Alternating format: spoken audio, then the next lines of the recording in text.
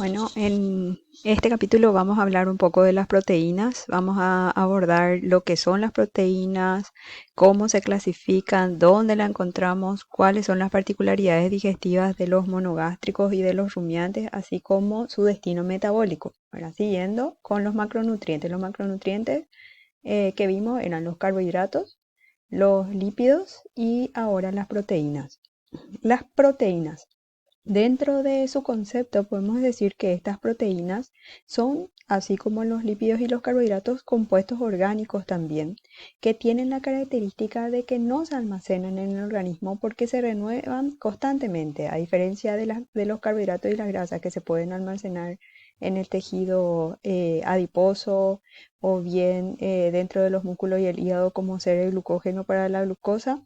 Estas no. Tienen un sistema de almacenamiento que es muy lábil, es decir, se utilizan inmediatamente. Y el animal necesita una ración rica en proteína para que se pueda desarrollar el músculo, así también para que se produzcan, eh, valga la redundancia, los productos como la leche, el huevo o la carne en sí, que es el músculo. Las proteínas van a ser las sustancias que van a suministrar los bloques estructurales necesarios para sintetizar nuevas proteínas dentro del organismo. Y su función es plástica porque forman parte de los músculos. Las proteínas tienen una calidad según su composición en aminoácidos. Si recordamos un poco la química, y la bioquímica, vamos a recordar de que las proteínas estaban compuestas de aminoácidos y estos aminoácidos se diferenciaban en calidad, siendo algunos esenciales y otros no esenciales, especialmente en el monogástrico. Los esenciales eran aquellos que debían ser suministrados sí o sí con la ración, y los no esenciales son aquellos que el mismo organismo podía sintetizar. Las proteínas son polímeros de aminoácidos. Empezamos otra vez a analizar esa palabra, polímeros, ¿verdad? Poli quiere decir muchas estructuras moleculares de aminoácidos, o sea, la unión de varios aminoácidos, y dentro de su estructura química tienen al carbono, hidrógeno, oxígeno, nitrógeno y azufre algunas. Un aminoácido, que es el eslabón fundamental de una proteína, está compuesto estructuralmente de un carbono central que va a unir a un grupo amino, que es el NH2, a un grupo carboxilo, que es el COOH, y a la cadena lateral radical de carbonos. Si yo quiero relacionar los compuestos que vimos hasta ahora, esa cadena carbonada lateral es la misma que de repente puedo encontrar en los carbohidratos. El radical carboxilo, que es el COOH, encuentro en los lípidos. Y solamente las proteínas tienen este radical o grupo amino. Bueno, no todas las uniones de aminoácidos son proteínas. Las uniones que tienen menos de 20 proteínas se denominan oligopéptidos.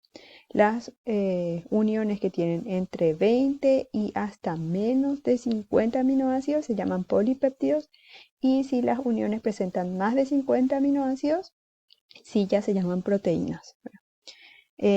Los aminoácidos esenciales son la valina, la leucina, la isoleucina, el triptófano, la fenilalanina, la treonina, la metionina, la lisina, la arginina y la histidina, de mucha importancia para nuestros monogástricos. Entonces, nuestro contenido va a tener dentro de las generalidades a qué son, dónde vamos a encontrar y cómo se clasifican. Dentro de las particularidades digestivas, vamos a diferenciar la digestión en monogástricos y en rumiantes, y dentro del destino metabólico vamos a ver que de repente hay carbohidratos, ¿cómo es? Aminoácidos que se van a utilizar para producir energía. De ellos otra vez se van a separar O sea, se van a catalizar y de ellos se va a volver a formar nuevo aminoácido que no es esencial, o bien puede ser eh, formar, eh, para formar carbohidratos, ¿verdad? Por gluconeogénesis. La clasificación. La clasificación de las proteínas. Las proteínas se van a clasificar en sencillas y en compuestas. Las sencillas están formadas solamente de aminoácidos y podemos encontrar ahí las globulares y las fibrosas, y las compuestas tienen, aparte de aminoácidos, otras estructuras como ser la glucosa formando glucoproteínas, los lípidos formando las lipoproteínas y pigmentos, las cromoproteínas. Dentro de las lipoproteínas, nosotros vimos que gracias a las lipoproteínas se podían transportar los lípidos en la sangre luego de ser absorbidos, y entre las cromoproteínas la que más eh, conocemos desde el punto de vista fisiológico es la hemoglobina, ¿verdad? Que era la encargada de transportar oxígeno a través de la sangre, ¿verdad? Los compuestos nitrogenados no proteicos.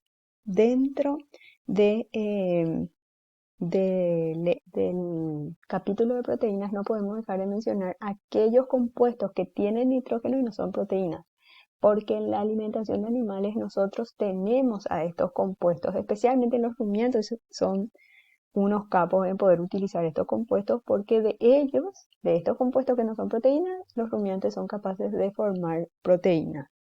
Estos compuestos pueden ser eh, algunos péptidos, ¿verdad? Pueden ser la urea que conocemos, el ácido úrico, que son materiales que son utilizados dentro de la alimentación de rumiantes y que perfectamente son aprovechados por el rumen.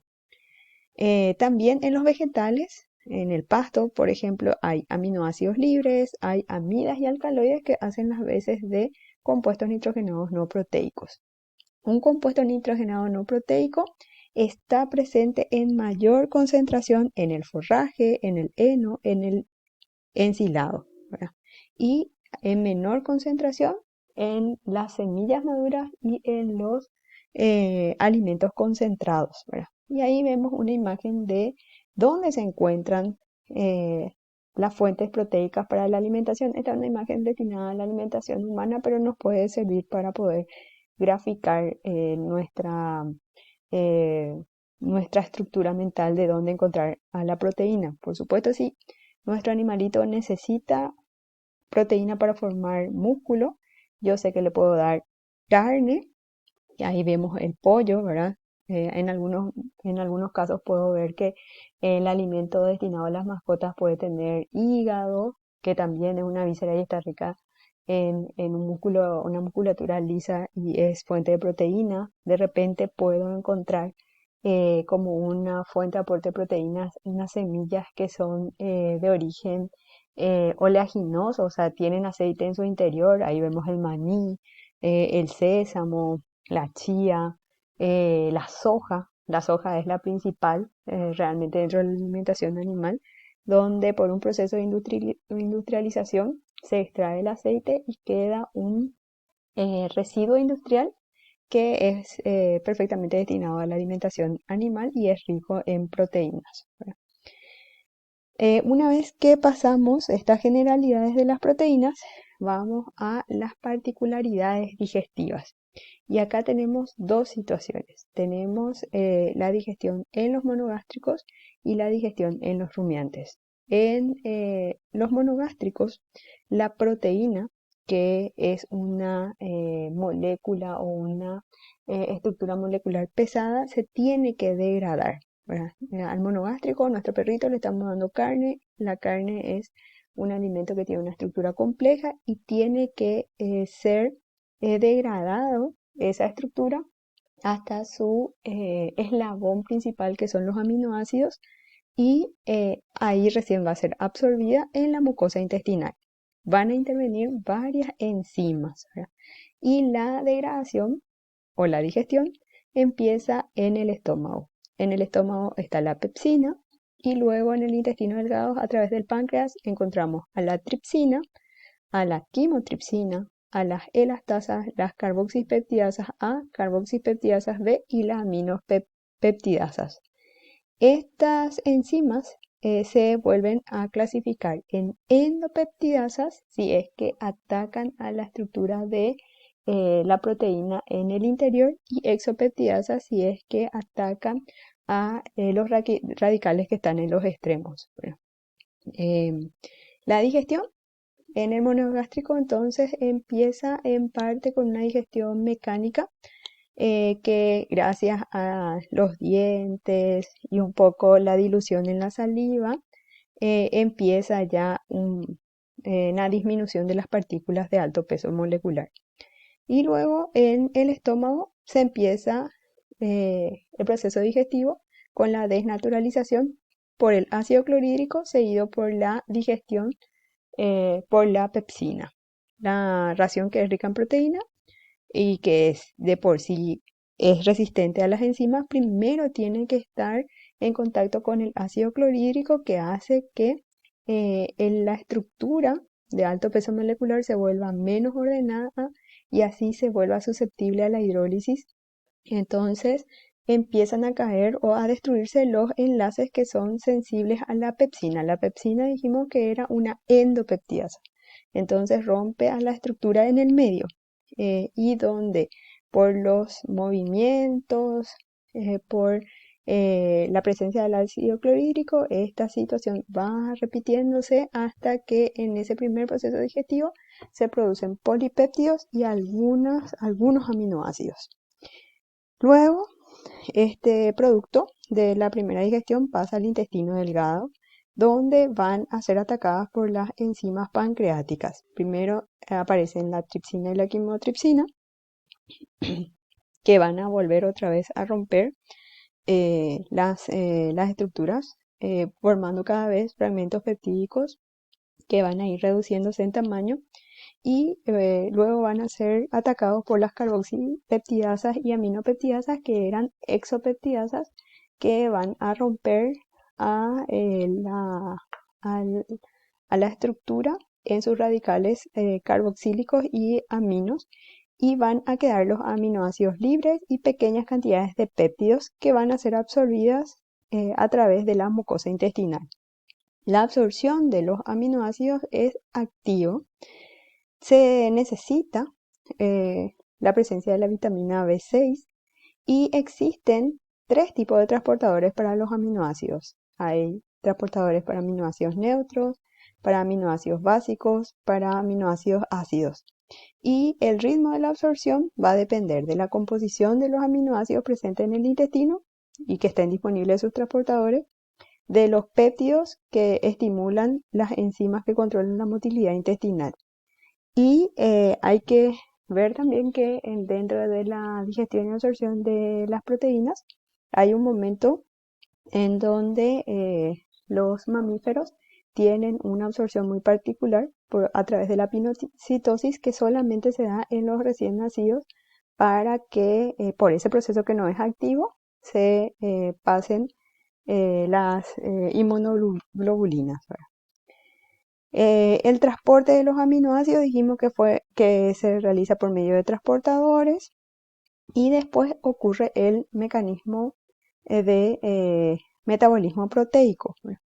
Dentro de la sangre hay un fondo común de aminoácidos que se denomina pool de aminoácidos.